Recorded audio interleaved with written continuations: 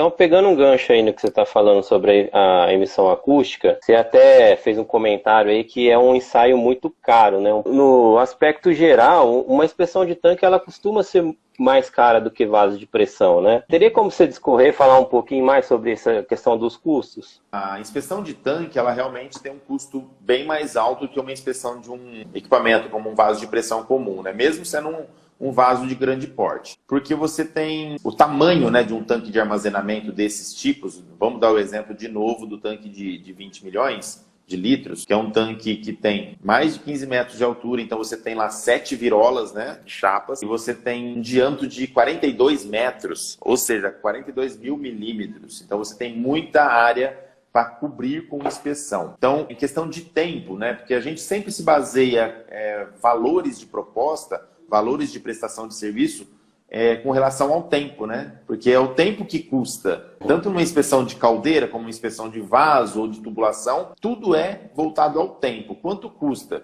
Quanto tempo você vai gastar, aí a gente vai saber quanto custa. Um exemplo, um tanque desses, para você fazer uma inspeção interna e externa, vamos dar o primeiro exemplo aí de uma inspeção interna sem a emissão acústica, né? Você vai gastar mais ou menos uns 10 dias, pelo menos uma semana, 5 dias trabalhados, né, para fazer a parte interna, que é uma medição de espessura das chapas, avaliação visual interna e líquido penetrante ou partícula magnética de 100% das soldas internas do fundo. Isso aí tem que ser feito, não tem outra forma. Existe também a possibilidade de você fazer caixa de vácuo, que é um outro ensaio que não usa consumível. A gente usa também, a gente tem usado isso, principalmente quando a solda do fundo é de topo, a gente consegue fazer a caixa de vácuo. Se a solda de fundo for sobreposta com mata-junta de sobreposição, talvez não dê, porque você não tem como acoplar a caixa de vácuo. Então aí, nesse caso, seria líquido penetrante, que é o mais comum. Tem que ter uma preparação muito bem feita. A preparação é por conta do cliente, porque se a gente colocar a preparação por nossa conta, é o dobro de tempo, né? Porque realmente gasta-se mais uma pessoa, um ajudante para fazer toda essa preparação. Mas vamos pensar que a preparação é por conta do cliente. Ele vai gastar 10 dias de inspeção ao todo, né? Isso incluindo já o tempo gasto ali, uma abertura de PT, que é a permissão de trabalho, que sempre tem. Você não vai chegando e já entrando num tanque desse. Você tem que ter uma permissão de trabalho, tem que ter uma pessoa do lado de fora sempre, né?